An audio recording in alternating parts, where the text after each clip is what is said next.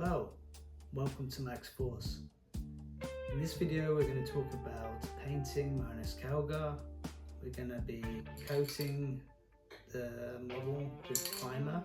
I've got ultramarine blue from Army Painter and I've used it for most of my ultramarine army. It's very good, seems to cover it quite easily in a couple of coats. Once I've done that, I will then paint each part. We'll go through step by step on how I paint my ultramarine army. This will be the base coating, lowlights, highlights, washes, also how I'm going to do the individual pieces like the head and the gauntlets and the base.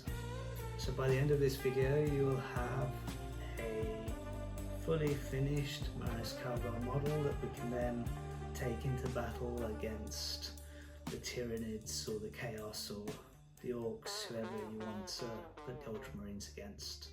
Hope you're looking forward to it. I certainly am. Let's get going.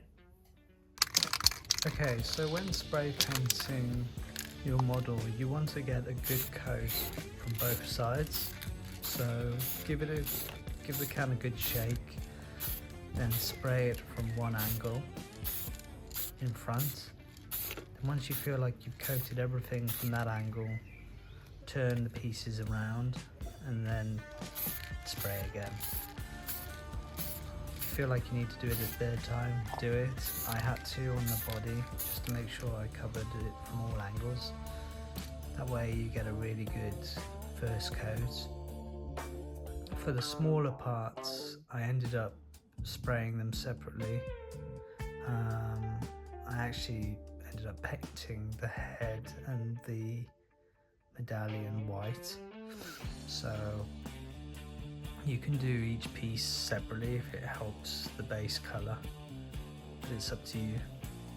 Now we've done all our undercoating, spray painting everything either blue or painting it white like I have with the head and the medallion. I am now going to cover all of this again in a blue, probably a classic Macragge blue. Gonna coat everything blue.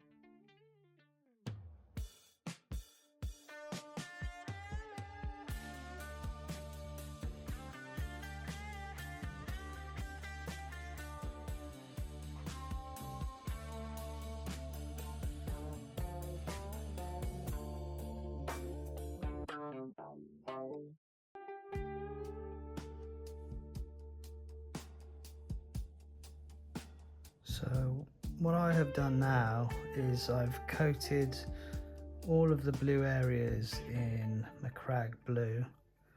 The next thing I'm going to do is probably have a look at the face.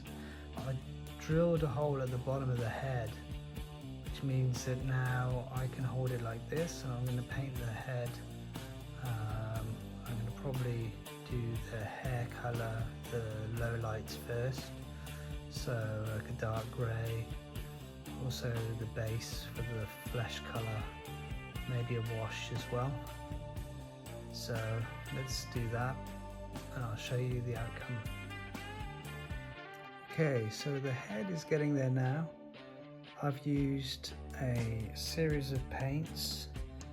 I've used Eshin Grey on the headpiece. I've used Screaming Skull and what else have I used? Shade Agrax for the face wash, and then I've used Thunderhawk Blue, which is a sort of like a bluey grey for the hair. I'm going to do highlights next, sort of a bit of a lighter grey for their hair, and also start doing some highlights for the face as well. But it's looking pretty neat. Okay, so I've done the head and I am beyond happy with it. The head came out so well. I'm so happy with it. I even got the eye detail right, and I highly recommend you putting it on something like a little stick or a little pole, just to get it more accurate so you can spend more time on the head. But wow, I'm so chuffed with this. This is better than I was imagining for what was going to come out today, so I hope you enjoy it too. The extra bits I did was I used Celestra Grey for the highlights of the hair, Celestra Grey for the eyeball, the eye socket, and then Adam Black for the pupil. I also used Red Belcher for the eyepiece, and then Abaddon Black for the neck.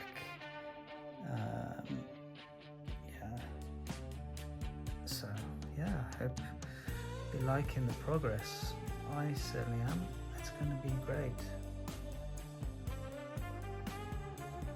The next steps are blocking out the colours, the black, the red and the gold. So follow along. Probably should have painted this black, so I'm going to paint it black now.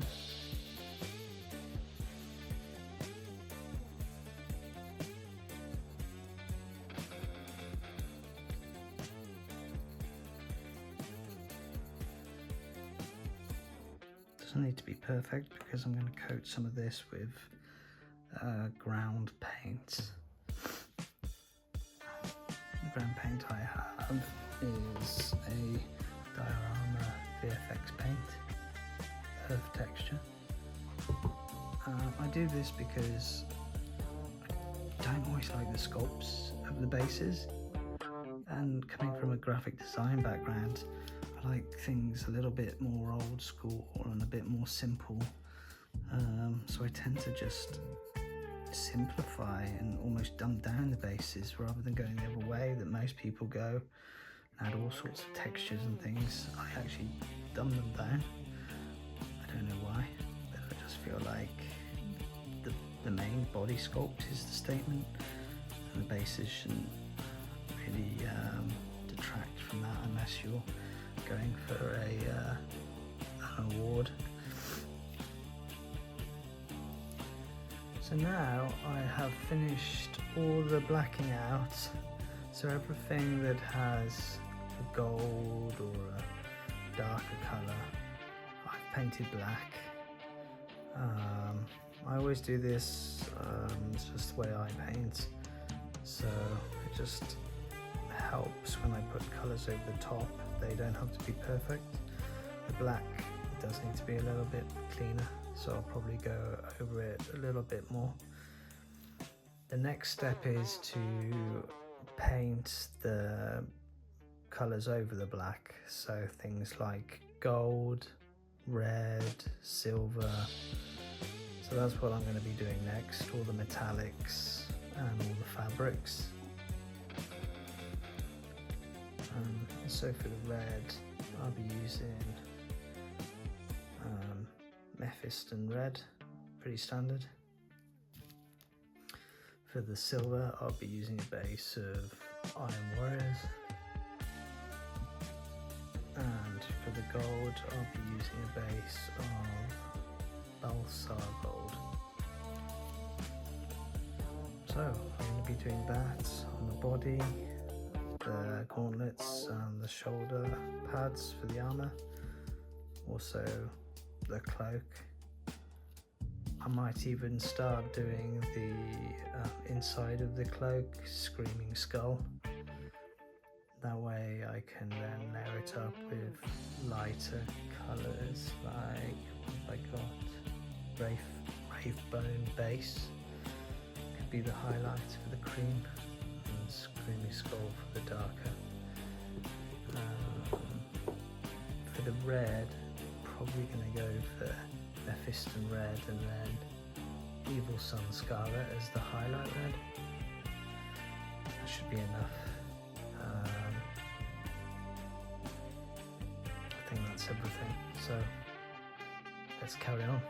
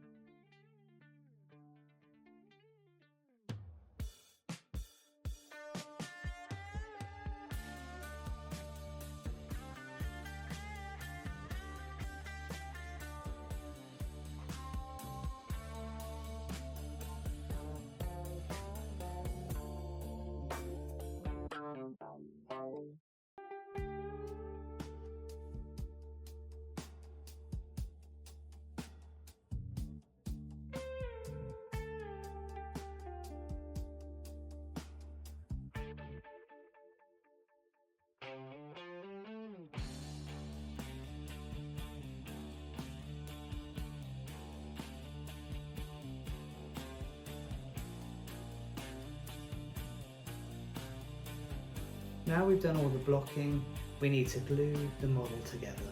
We need to put the shoulder armour onto the gauntlets, onto the arms, and then place the arms onto the body. And for that I'm using a plastic glue. It's quite straightforward, just layer it up, you'll see it in the video, push the pieces together, feel the bind, and then you can move on to the next piece.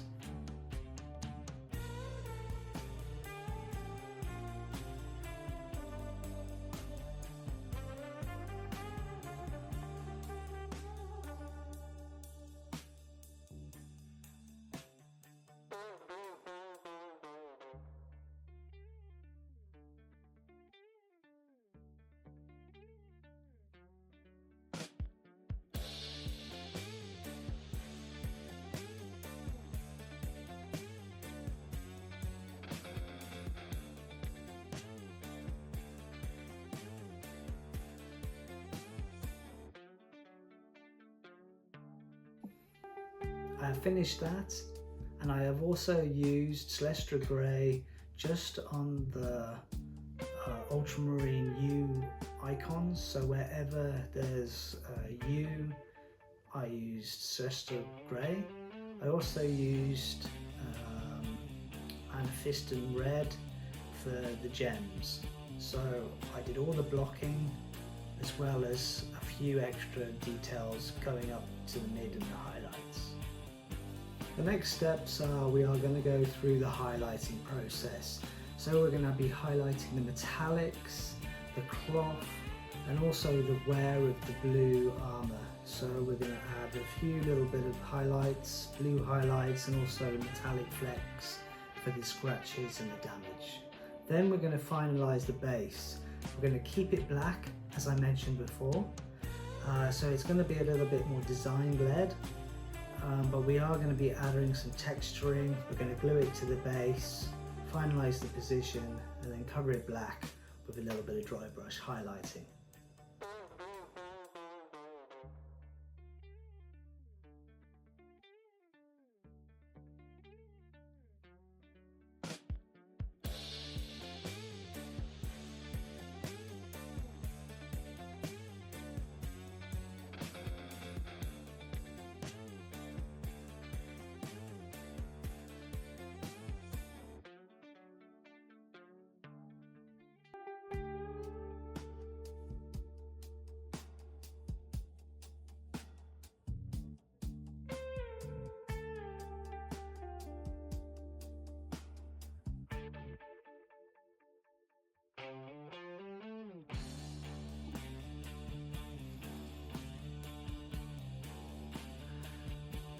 So I think the first thing I'm going to do is do the armor highlights, which is going to be a blue and then a silver. So I'm thinking I'm going to probably do Calgar blue for the highlight, and then either Iron Warriors or Lead Belcher. I think I'm going to go for Iron Warriors for the metallic flex. Actually, you know what? I won't. I will go for Lead Belcher. It will stand out a lot more. So Lead Belcher for the metallic flex. So what I'll be doing is I'll be running it around all of the edges with the blue, and then going over other bits with the edges with the Lead Belcher.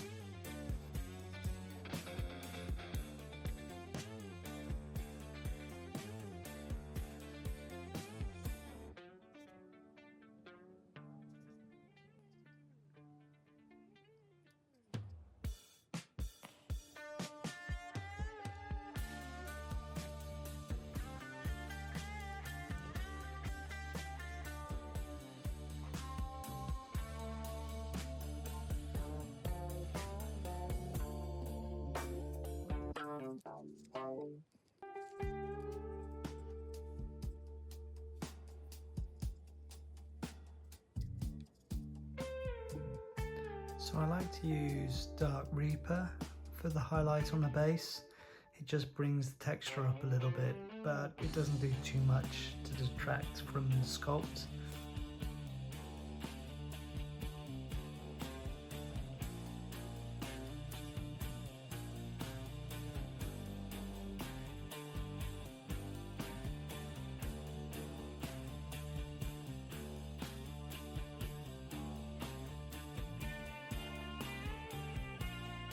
This is the final part, spray painting the overcoat.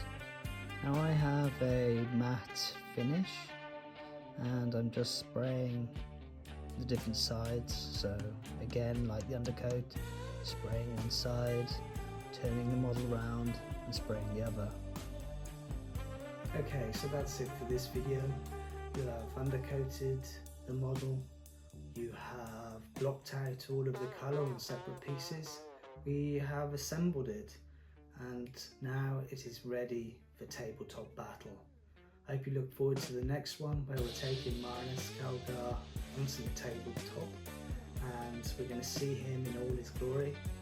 I'm probably going to be putting him against some Tyranids just to sort of see his strengths and his weaknesses. I hope you follow along. Please like and subscribe, and thanks for watching.